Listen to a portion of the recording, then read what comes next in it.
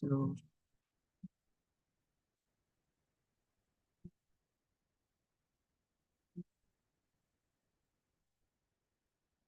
okay, just wanted to run you through some of the possible things that we're going to touch on. So we start with the basics. What constitutes sexual and gender-based violence? And then we talk about the possible causes and some of the factors contributing to it. Then we also talk about how to tackle it, and in the sense that how do you deal with situations where people are not speaking up and so on. So it would just pretty much be a conversation of some of the things that you have been able to do in Lagos State and also Okay. in, can you hear me? Yes, I can. I can hear you. Okay. All right. So I will start by asking how the journey has been and how you have been able to get a lot of people behind the bars, if I put it that way, and of course, just to deal with it since the agency was started some years ago. All right, so we're back on now. Love music and love life. You're listening to Soul Sisters on Smooth 98.1. And today being 11th of September, it's a Wednesday. What we do on Wednesdays from 11 till 11:50 is discuss issues that women are facing and also educate on some of these issues. We're also very concerned about the development of the women. So that's why we discuss every and anything that pertains to her and her growth, and as well as her development, from finances to education. But on some days like this, we are combating sexual and gender-based violence. And I told you that part of the reasons why we're having this conversation is because September in Lagos State is for sexual and gender-based violence awareness. And there are a lot of activities lined up to make sure that people are enlightened and they are aware, most importantly, educated about what sexual and gender-based violence is and how you can help people that are in situations like this. We also will not be leaving the children behind, and there is no better one to talk to on this topic than the Executive Secretary of the state of Lagos State Domestic and Sexual Violence Agency. And she's been in public service for so many years, 15 years plus, and she has served with Lagos State in different capacities. She's been involved in public policy, public administration, as well as legal expertise, and also social services that cover welfare and social protection. And she's known as a merchant of hope. She has several books for children on domestic violence, civic education, sexual violence, as well as self-love and body safety. So please welcome with me the Executive Secretary of the Lagos State Domestic and Sexual Violence Agency. That is Mrs. Titilola Vivour-Adeniyi. Good morning. Good morning. Thank you so much for having me. It's a pleasure to have you, despite the busy schedule and all the activities lined up for the awareness this month. I appreciate your presence. So let's get right into it and lay the background. I want to, for the sake of someone who's maybe getting the chance to have an education on this topic for the first time, let's start with what sexual and gender-based violence really is. And I say this because there is a possibility that once a person hears this, all that comes to you is maybe a person has been beaten black and blue and they're in the hospital. But I assume that we have other forms of actions and things that constitute SGBV. So how would you describe what SGBV is and what constitutes sexual and gender-based violence? All right. So sexual and gender-based violence includes different forms of abuse that is done and targeted by virtue of the person's gender. It is because of the person's gender that is why such a violence is targeted or meted against that person. And as you rightly said, there are different forms of sexual and gender-based violence. But if we break it down, let's look at sexual first. Sexual violence, any form of sexual activity that is done of the other party. And so when we talk about sexual violence, we have the offense of rape, which is causing a person to engage in unlawful sexual activity without their consent. That's an offense, a criminal offense, punishable by up to life imprisonment. Then we have the offense of defilement. Defilement is having unlawful sexual intercourse with a person below the age of 18, guilty of a felony liable to imprisonment for life. Now, in defilement, issue of consent does not arise because the law assumes that a child who is a person below the age of 18 lacks the capacity to give consent. So that's another form of sexual violence. Then there is the offense of attempt, the fact that the person attempted to commit the offense of rape or sexual assault or penetration. The law would not say, okay, go and sin no more. No, it's an offense that attracts up to 14 years in prison. Then we have the another type of sexual violence, which is sexual assault. You're walking on the streets, somebody is groping you, touching you, and you do not give consent to that kind of activity. That is sexual assault, and it attracts up to 3 years imprisonment. Then we have sexual harassment, which is another form of sexual violence, or sexual violence. And basically, this happens typically in a learning environment, in a school, or in a workplace. The request for unwanted sexual advances. And when those sexual advances are turned down, the person that makes those sexual advances now makes the environment hostile, either for learning or work in a working environment. That is a criminal offense, and it attracts up to 3 years imprisonment. Then we have causing a person to engage in sexual activity without their consent. That attracts up to 5 years imprisonment. So there are different forms of sexual violence. Then when it comes to gender-based violence, as you rightly said, it's not limited to physical. There's domestic violence, and there are different forms of domestic violence. There's physical, emotional, verbal, stalking, harassment, forceful ejection from the home, pouring of acid on a person, But how it's domestic violence is, it must be people in a cohabiting relationship. They live together, right? So if tenant A and tenant B are fighting, that's not domestic violence, that's assault, visitor.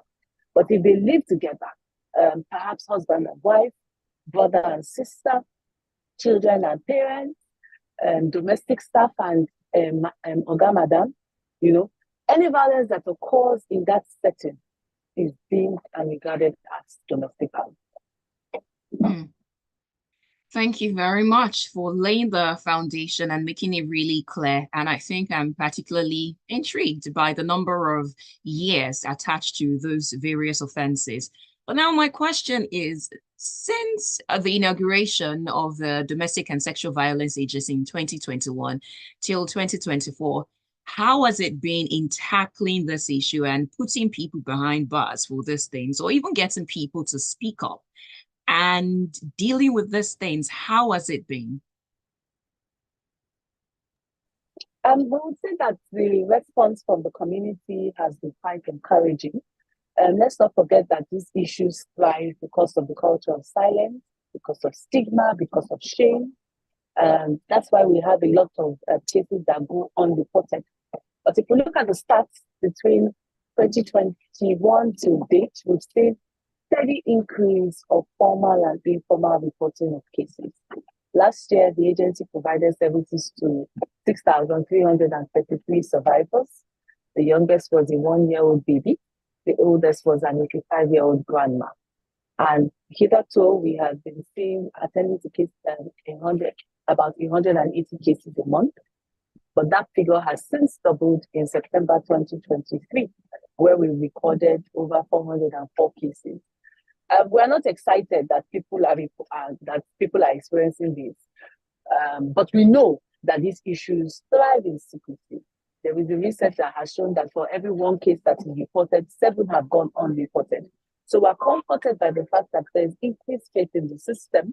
People are now, reporting formally, and not just for themselves. We also have people we refer to as mandated reporters. So maybe good Samaritans or whistleblowers. A neighbor calls on behalf of another neighbor who is experiencing violence, to report that this person needs to be rescued, this person needs to be assisted. So The journey has been tough, but I think we know that, with the statistics, with the increase in conviction rates, I mean, last year the government secured over 50 judgments, over 50 convictions, ranging from life imprisonment to 60 years, 25 years. The wheel of justice is turning, and people are having more faith in the system. People are able to access holistic support now, and and perpetrators are being held accountable for their actions. And this is key, because another issue that encourages the perpetration of gender-based violence is the culture of impunity, thinking that you can do it and get away with it. But when people see that such suspects, such people are being brought to book, it then starts to send that message that there is no more impunity, and if you do the crime, you will do the time. Thank you. I like how you took a peek into my next question, and that will be factors that are contributing to sexual and gender-based violence. But before then, I'm curious, is it a case, because you said we have the numbers rising, so is it a case of we have domestic violence and sexual-based gender violence? Do we have it rising, or we just have more people reporting? I believe it's a combination of the two factors. These issues have always been there. I mean, it's even in the Bible. So these issues have always been there. Increase of awareness. Social media is also helping to amplify these issues that have been, shrouded in secrecy for so long. So it's a combination of increasing in the commission of these offenses and also increase in awareness about what to do, if a person is experiencing such violence. All right, then. Thank you. So we'll take a short breather, and when we come back, we'll try to highlight some of the possible reasons why we have these things or that are contributing, one of which you already mentioned to be the culture of impunity, thinking that you can get away with beating someone or abusing someone or doing whatever it is that your will feels like. And just also, we need to touch on the possible signs, because there are some people who would not want to speak up. So what are some of the signs you see in a person that will make you whistleblow on their behalf? Now, if you're joining us for the first time, you're listening to Soul Sisters, and every Wednesday from 11 till 11:50, we talk about various issues about the women. Today, we are talking about combating sexual and gender-based violence. And you should stay with us because we'll be right back. Love music, love life. So I have a challenge. Your voice is somehow distorted. Is it possible to maybe use an earpiece or something so as to bring this together, the sound? I'm actually using an earpiece, so maybe I'll just disconnect from the earpiece and, speak directly to the phone. I'm actually using my AirPods, yeah. Okay, so right now it sounds better. Uh-oh. Yeah. This is... Okay, maybe disconnect the earpiece and let's hear how it sounds. Okay, please hold on. Because I got a message from one of the listeners saying that your voice is a bit distorted. Hello? Can you say that again? Hello, is this better? Oh, goodness. It's heaven. It's better. Okay. This is perfect. Sorry. So we'll stick with this one. Okay. All right, so we go back and then we start to talk about some of the factors contributing to the violence, and then we talk about the telltale signs, and then we go to other things as well. Okay. Thank you for listening. This is Soul Sisters on Smooth 98.1. 26 minutes past 11 o'clock. We are talking about combating sexual and gender-based violence. My name is Oluwaseun Olusegun. And I do have as my guest the Executive Secretary of the Lagos State Domestic and Sexual Violence Agency, that is Mrs. Titilola Vivour-Adeniyi. So before the breather, I promised that when we come back, we'll be talking about some of the factors that are contributing to sexual and gender-based violence. One of it is impunity. Well, what are some of the other factors? Okay, so at the center of it all, really, it's this concept of patriarchy. The fact that one gender feels that they are superior to the other gender, and that breeds gender inequality. And so what most of what we try to do from the preventive lens is to reorientate mindsets, letting people know that, both there's equity, there's gender equality. No gender is superior to the other, right? Both gender have their strengths and they have their weaknesses. And we try to encourage and promote positive masculinity, when we engage. So patriarchy is an issue. Gender inequality is an issue. And then we also have some social-cultural norms that have been misconstrued to encourage the perpetration of gender-based violence. There are also some I would say warped religious interpretations of the holy books that knowingly or unknowingly encourage the perpetration of gender-based violence. For instance, a woman is experiencing domestic violence and she goes to report to her pastor, and the pastor says, "Oh, God hates divorce," or the pastor says, "Wives must submit," taking scriptures in isolation, so religious factors, social cultural factors are also some drivers. We also have economic factors. If people are frustrated and they're not able to properly manage their anger, that may be a trigger. I'm not saying that it's only people that are below or that are experiencing financial challenges that perpetrate gender-based violence, because the statistics show that it happens across the different strata of society, but it can be a trigger for gender-based violence. Thank you for shedding the light on that. So I think about children in situations like this, and it breaks my heart.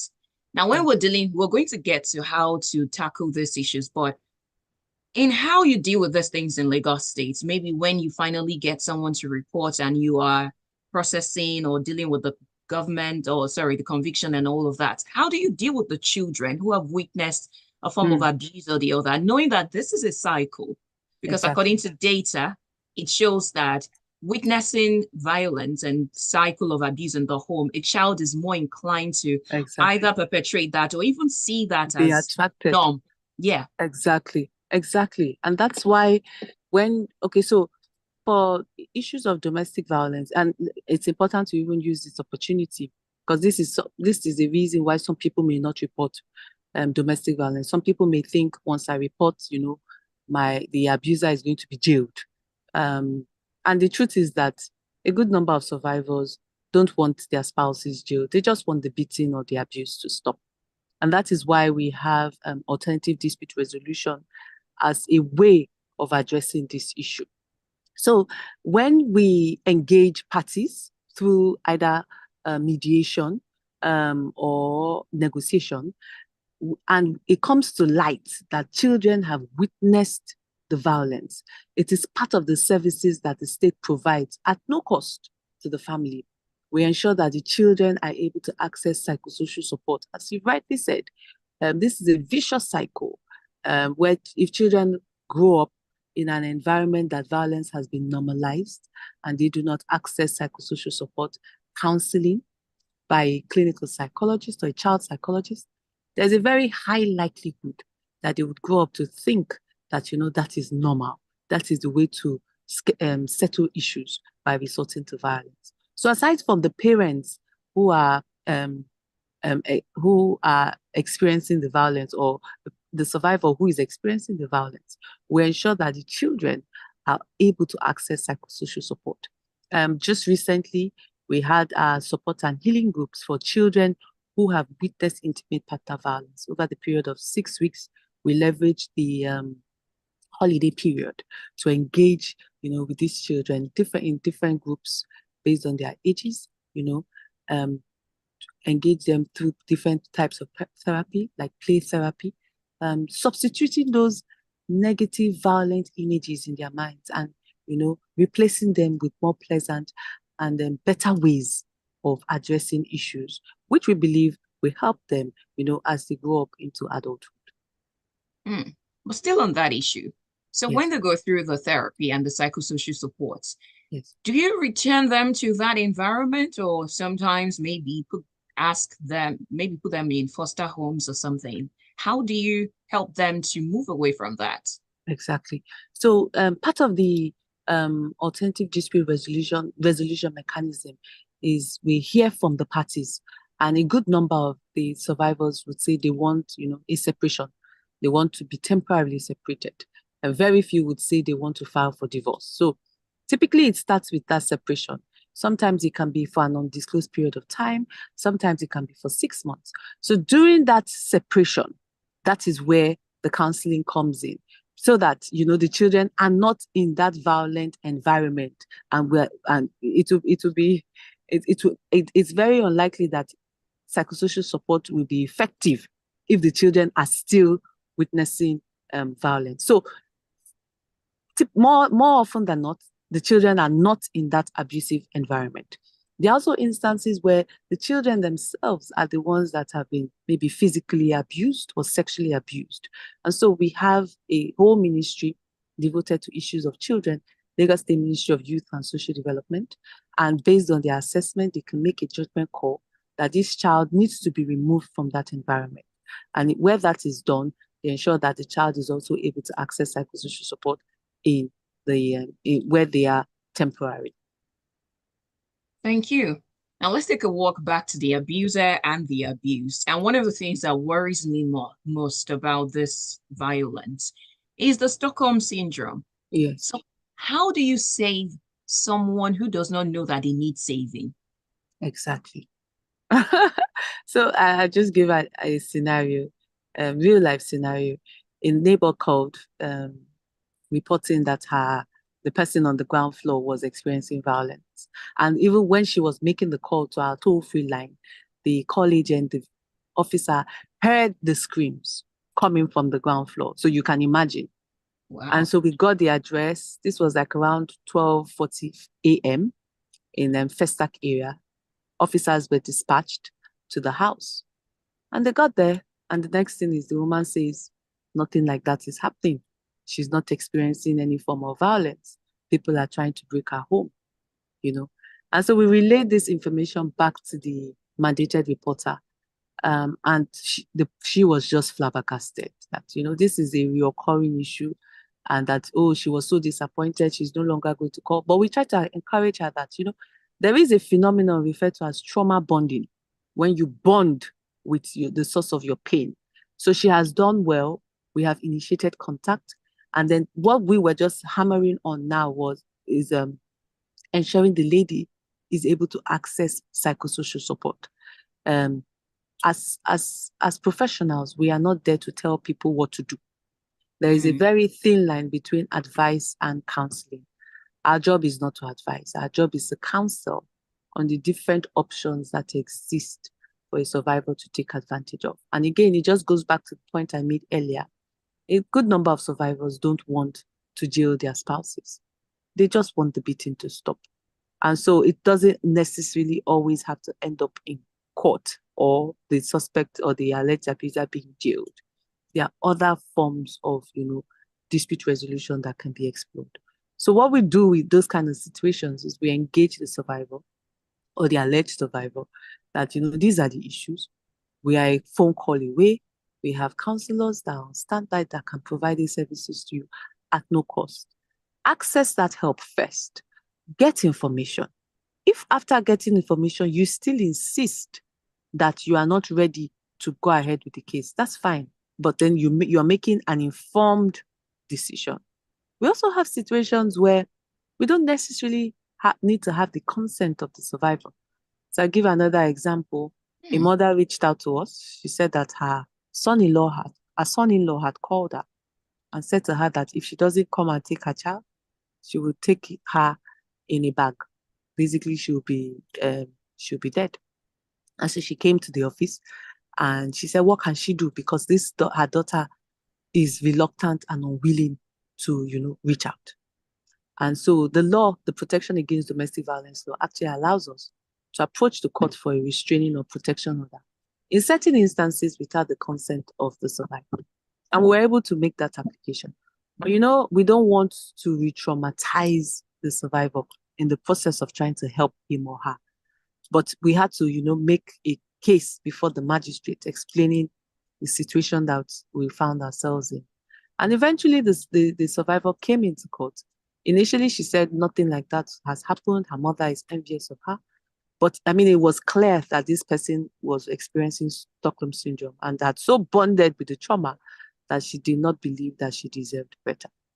And so what the magistrate then did was to issue an interim order compelling both parties to go for psychosocial support counseling, report back to the court, and then, upon the next adjournment, the next hearing, she then said, for now she wanted to be separated. So it can be frustrating, especially for friends or family members.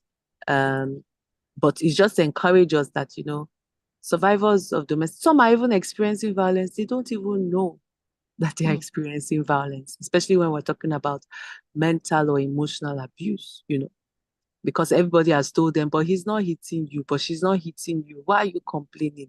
They are paying school fees. Your own is too much, But let's be more empathetic. Let's be more supportive and encourage them, that they should report and seek help.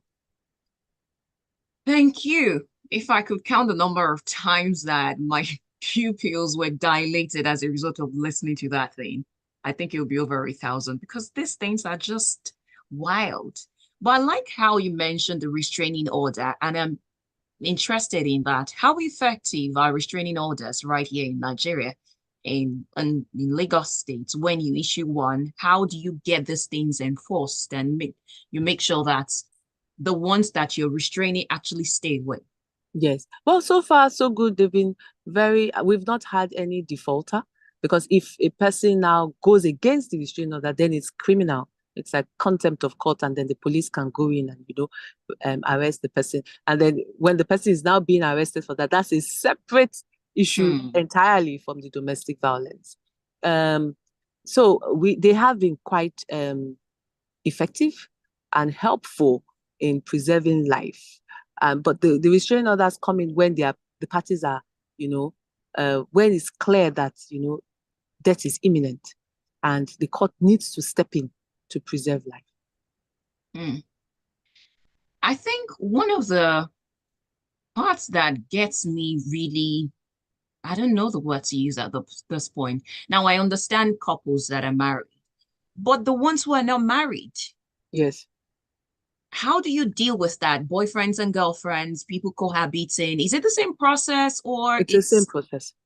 The law is very clear that, persons who are cohabiting, so married under the Act, married under customary law, boyfriend and girlfriend living together, or have previously lived together, or have children or a child together, because we do have what we refer to as, some people refer to it as Lagos marriage. Boy meets girl, girl moves into boy's house. They have 1, 2, 3 children, and there's no form of solemnization. There's no union. You wouldn't say that because they are not married under the Act, or they are not married in any other manner, that they should not be able to access support, if they find themselves in that situation. So it's quite broad. The definition of cohabiting relationship is quite broad. Thank you. If you're joining us for the first time, you're listening to a conversation on combating sexual and gender-based violence, and we're talking about that at length. You can be a part of the conversation, especially if you have a question or you have a contribution. The WhatsApp line to send your messages to is 0809 444 0981. Again, 0809 444-0981, while the call line is 0201-448-9981. Again, 0201-448-9981. That's the call line, and the other one is the WhatsApp line. If you're sending a message for the first time, please do include your name. And if you're dialing that number, please turn down the volume of your radio set so that we do not have any interference. All right, let's get started with the calls. Hello, good morning. Hello, good morning. Good morning. What's your name and location, please? This is Oluwaseun from Ikoyi. Thank you for calling. What would you like to say? Yeah, I'm in a situation that for almost 3 years now, my wife have not allowed me to touch her, and she's not cooking for me. And she said she doesn't love me again. And I want to know, what can I do? She said she's not leaving. So in this situation, what can I do? Just to recap, you said she's not cooking for you Yeah, and she's not allowing you to touch her. What do you mean by touch her? a sexual relationship, no consummation. Oh, okay. All right. Mrs. Titi, do you have anything to say to that? I Yes. want to listen on the radio. Yes, please. You can end the call so you can listen. Okay. So I would just encourage him to report. He can reach out to us on our toll-free line, 08000 333 08000 333. Let's try Please and hold on. understand. Let's call that again. Okay, 08000 Yes. 333 08000 333. It's possible that we invite both parties and try to understand what the issues are, and then now help them to take a decision, going forward. But Thank you. All right. 0809 444 0981. That's the WhatsApp line. And the call line is 0201 448 9981. Again, 0201 448 9981. That is the call line. Again, if you're calling the number, turn down the volume of your radio set so that we don't have that initial feedback, which is really, really uncomfortable. And yeah, we'll attend to your questions if it's something we can. Now back to it. I mentioned earlier that there are, although you did talk about whistleblowers, one thing yes, that is slightly worrying is in a case where someone reports and maybe see some signs, maybe the person is being beaten or they're hearing screams when it's really physical, and they say, no, there is nothing wrong with us, we are fine. And the other party, maybe the abuser in this case, can say, you're trying to break up my marriage. Is there yes, any sort of protection for a whistleblower? yes. There is, and that's why we encourage and appeal to people that take up this responsibility, not to also disclose their identity.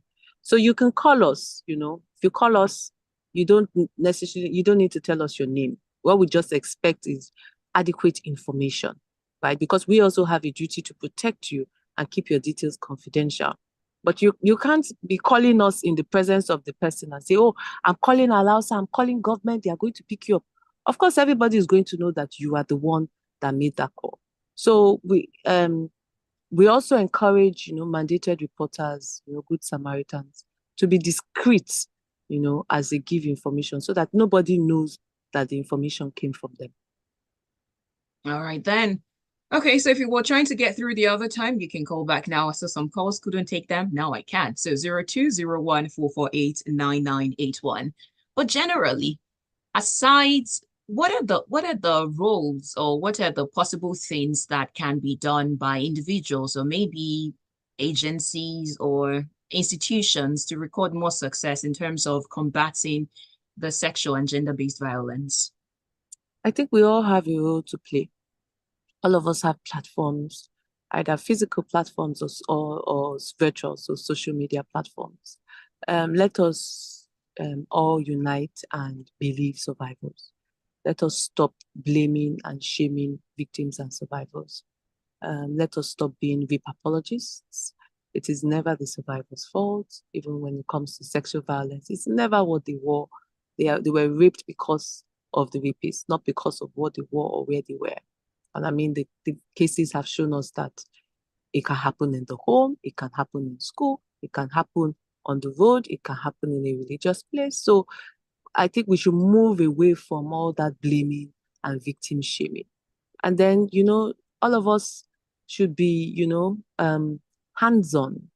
So, for instance, you go to a party for children and they're playing music that is for adult content. They're swearing and making some, the lyrics are basically not suitable for children. You can actually walk up to the DJ and say, remind the DJ that, they are in a place for children, they are in an event for children.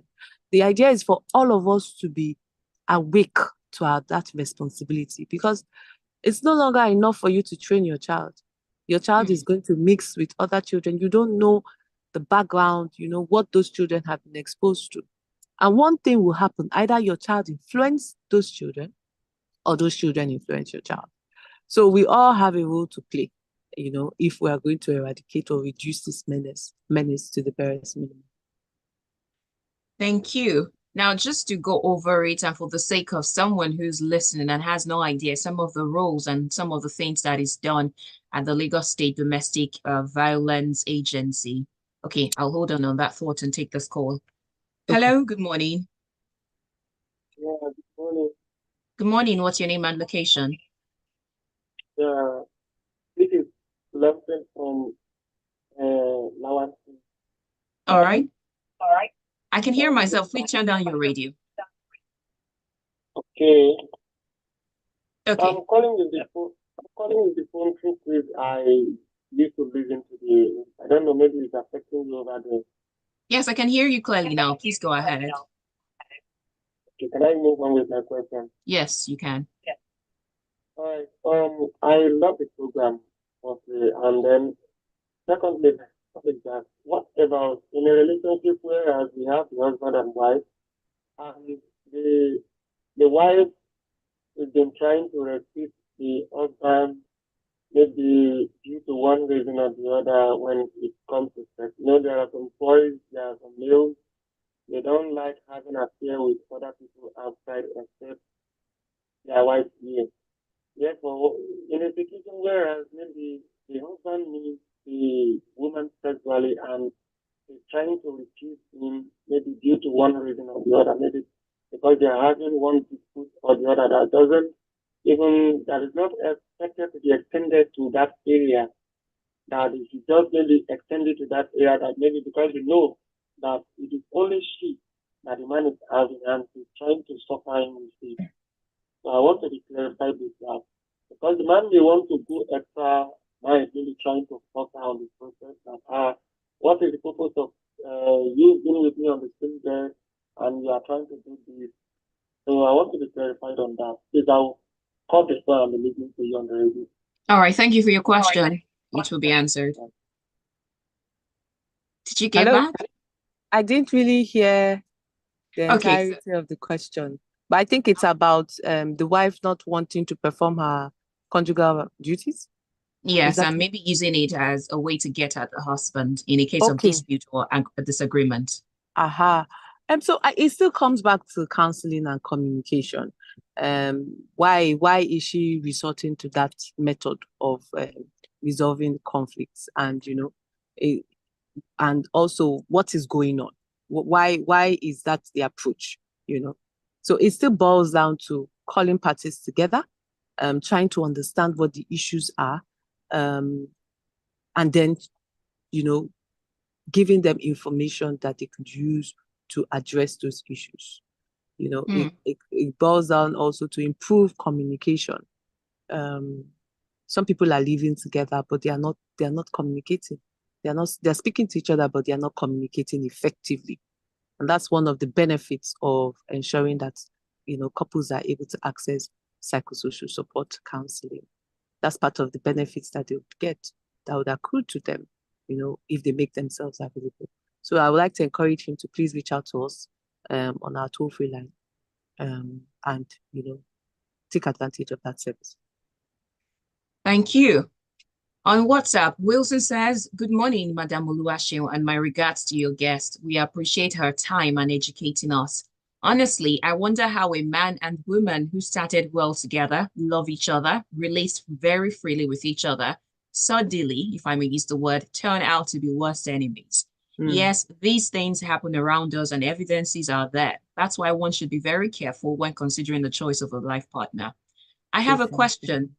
When it is obvious that a person needs help for sexual and gender-based violence, but he or she is not admitting that he or she needs help, what is the best approach from neighbors, people around? Because I know of a case where such violence led to the death of the victim after the neighbor did their best to calm them down. The mother, which was the man, ran away till date and he has not been found. I think there should be an expanded awareness and campaigns across all social media platforms over and over again to sensitize the public of this menace and way forward. Thank you Definitely. much. All right, do you want to say something to that Definitely. No, again? I agree. We just need to keep on heightening awareness, sustained advocacy, and amplifying the fact that every domestic violence case is a potential murder case. It can be the last push, the last shove, the last kick. And then letting people know that there are support systems and structures in place that they can take advantage of if they speak up and speak out. I want to assume that Wilson just joined in, hence the question which you have answered earlier. So for the sake of Wilson and any other person who's just tuning in, please can you just quickly go over it again? What can be done when a person who needs help is not getting help or refuses to get help from external bodies? Yes. So that information can be passed to us anonymously. And then we can go to the place, either we visit the house or get police officers dispatched to the house, and then encourage the survivor or the alleged survivor.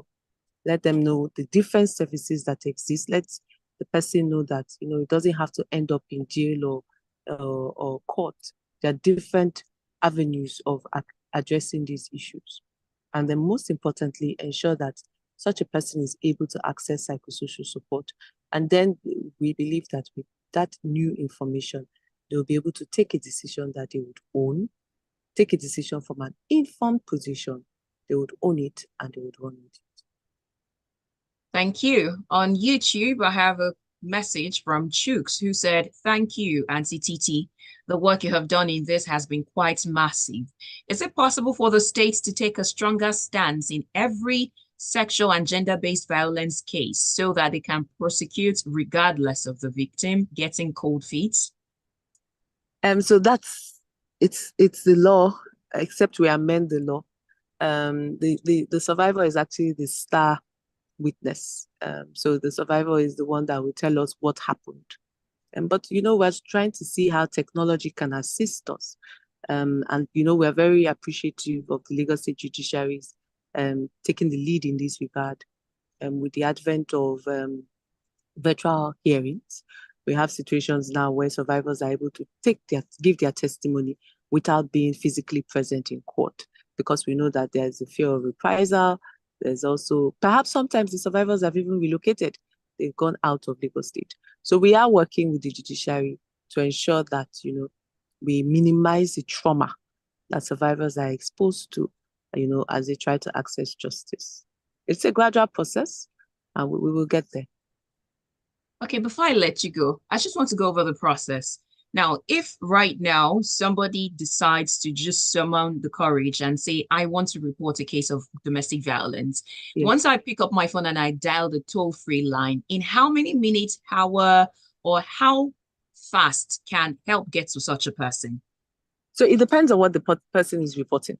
If the person is saying it's happening now, we like to say within 31 hours, we should have police officers at that venue, at that location, to effect a rescue. If the person says, "Oh, I want you to please call my spouse, call my husband," a call is placed immediately. Now, it depends on the response from the spouse. If the spouse says, "Oh, I'm not available this week, I'm available next week," we revert to the survivor, and then a date is scheduled, and then the meeting takes place. But if we say we don't even want to call the spouse, maybe the person has been hospitalized as a result of the violence. I mean, what do we want to hear from that spouse? So we escalate to the police, and we have field officers attached to the survivor to accompany the survivor, to the police station and ensure that the case is investigated and whatever needs to be done is done. Thank you very much for your time this morning. I really do appreciate it. And thank you so much for having me. Can you just help us with some of the activities lined up for the awareness? Because I know September is all about educating the public in Lagos State on sexual and gender-based violence. Thank you. So we've done 3. We've had our media pally. We had our Turn Alausa, Turn Lagos Purple. Actually 4. We did our advocacy walk in Ile-Ezik.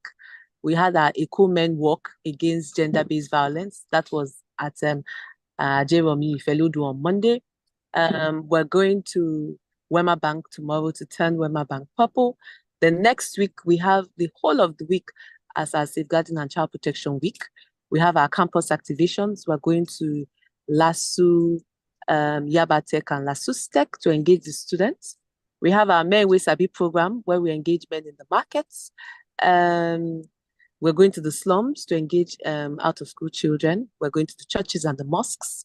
And then we typically end it up with the Governor's Commendation and Awards Night, where the governor would be presenting recognition awards to individuals and organizations that have distinguished themselves in the fight against sexual and gender-based violence. Thank you.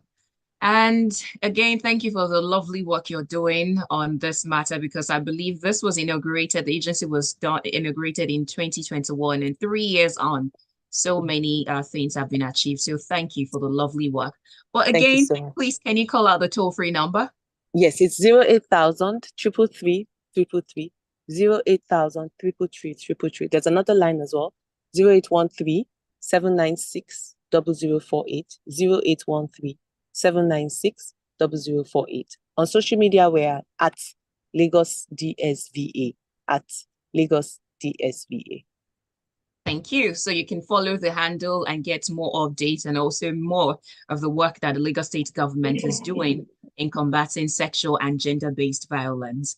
All right, I'll let you go now. Thank you for your time, and I hope that you have a lovely day ahead. You too, ma'am. Thank you. Thank you, and bye. Bye.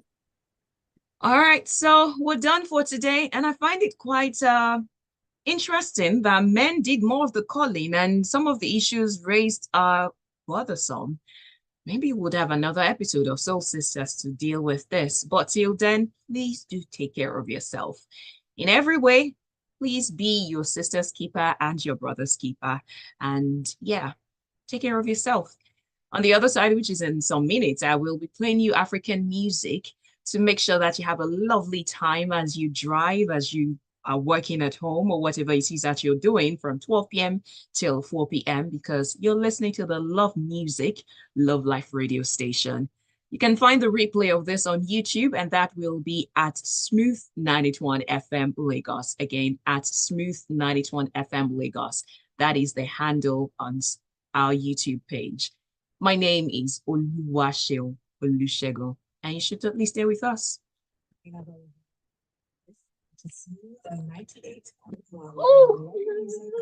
Wow.